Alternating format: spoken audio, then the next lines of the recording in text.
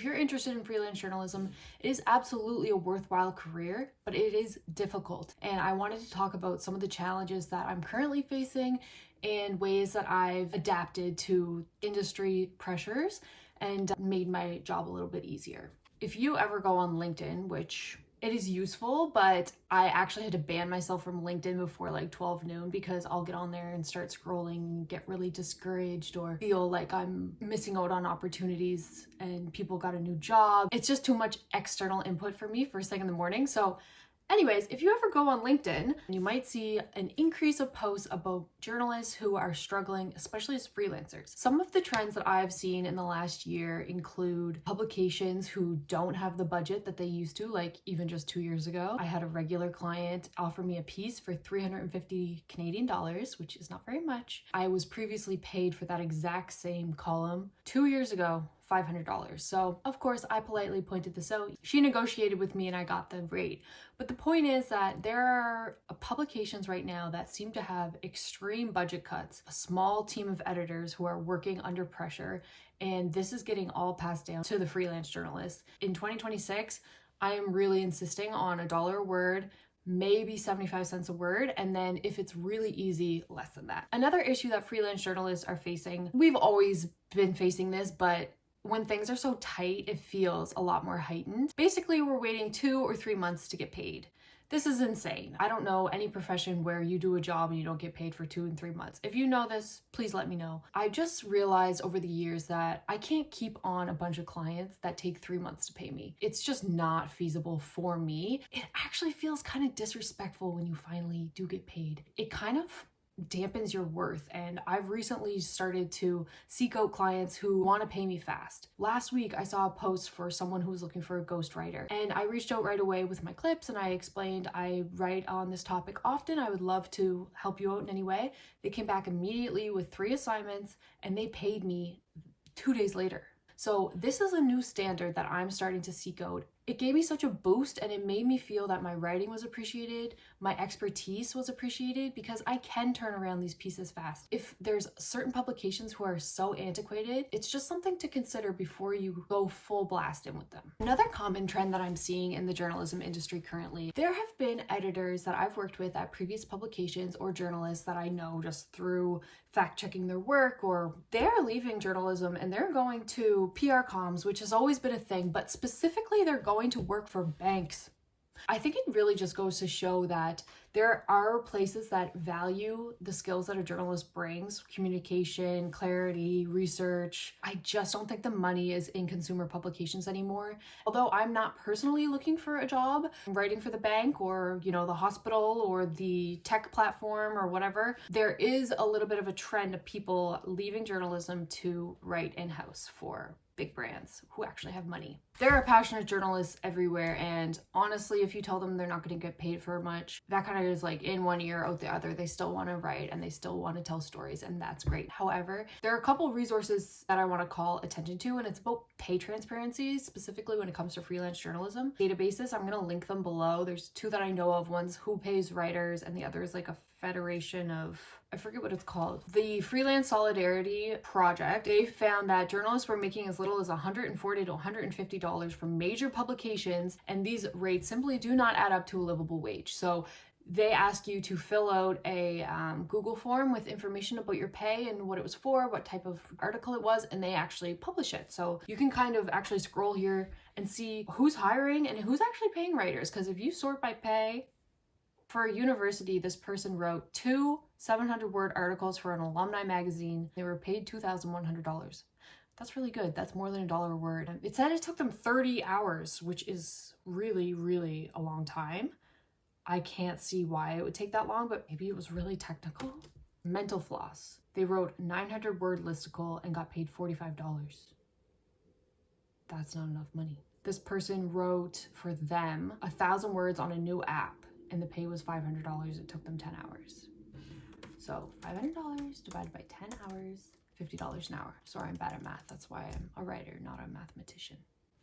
Anyway, another way that I've been in the trenches in the last 3 months is that I've had publications that I've written for years reach out and ask me, am I interested in assignments this year? And by the way, we don't have any more money for the budget. Basically, they're just telling me like, don't bother negotiating. That was a bit of a red flag for me. I'm supposed to negotiate rates. I don't think I can just accept what they were offering. And in this case, it was $400 for a 1,200 word article and like 2 to 3 editing rounds. And when you're getting approached with an idea and it doesn't light you up, like you don't care about the topic and it pays bad and it takes forever to pay and the editing sucks, at a certain point, you're just like, okay, I can't do it, right? In 2026, I've been moving more towards people who value my work and can pay quickly. All right, keep on going. Another way that we are in the trenches currently, and you know, we're in the trenches, but it's up to you. You can make changes. I've actually got 3 clients in the last month because I was feeling really down about the industry.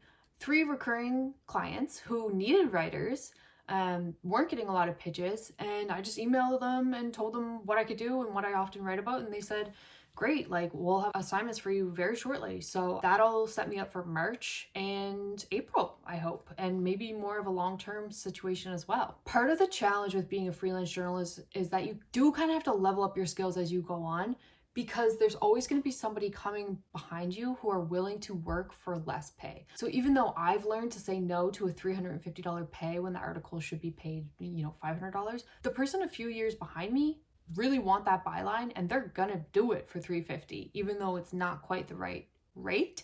It's still gonna get them somewhere in their career. So there's constantly this like churn of like leveling up. If I want to make a go at this, I need to look at more long-term projects, actually investing a significant amount of time in research and crafting narratives and getting sources on topics I actually care about. I'm still writing really stupid articles from time to time about topics that are super fluffy, and that's just for my mental health. I can't constantly be doing like heavy topics where someone's coming back to me mad at me.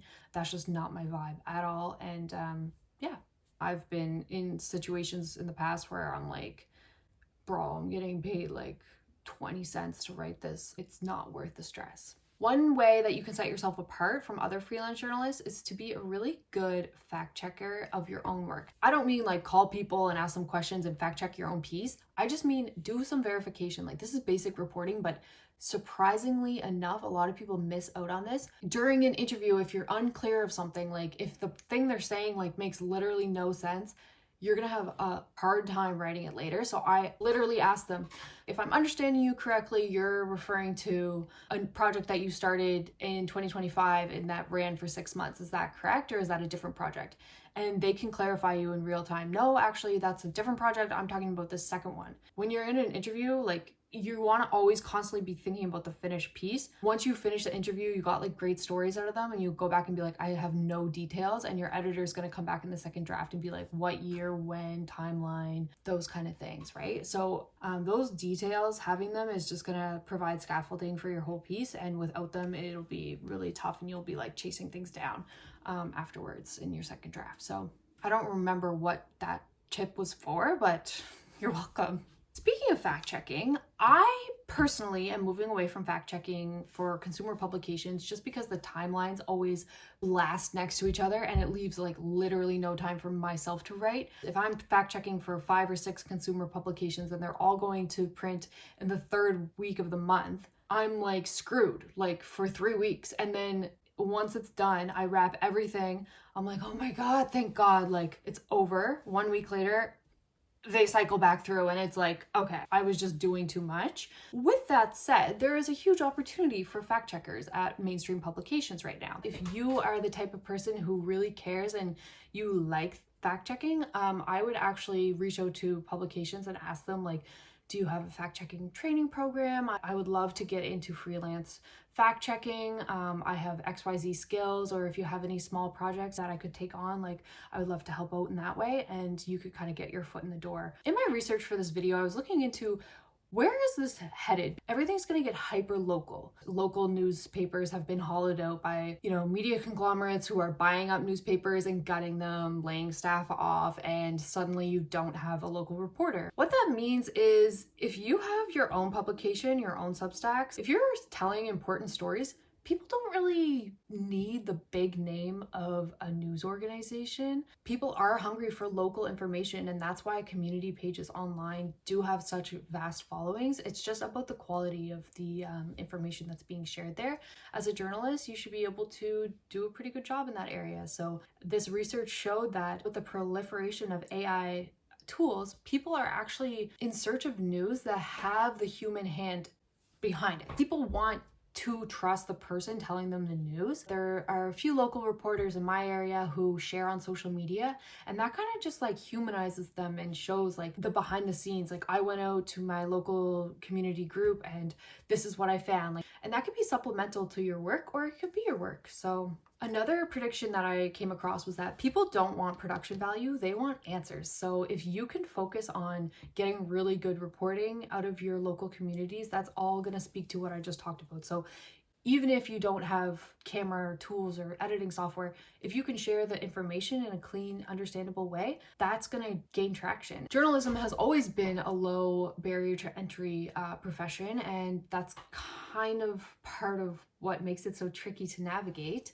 But it's also a really positive thing too. There's like endless beats that you can really dig deep into. There are people who live in more rural areas who kind of have run the gamut of what's going on in local news there. These are all opportunities. So, journalists are in the trenches. Final piece of advice for today. One thing that you can have control over is try and limit the time that you spend in online writing or journalism communities. What I found is at first, when you're starting out, you want any information that's going to help you get your foot in the door, understand how to pitch, get connections with editors, and this kind of thing. If you start to get a little bit of success, there can be a lot of haters. Let's just say you comment on something with your experience. They'll comment back with like something a bit contrarian. It's like, okay, and then you Google them and it's like they haven't really written for anyone as far as you can tell, or they spend all day on these online groups commenting on other people's stuff. And this is like Reddit, Facebook, like LinkedIn. While you're out there reporting, these people may be just sitting behind their computers typing,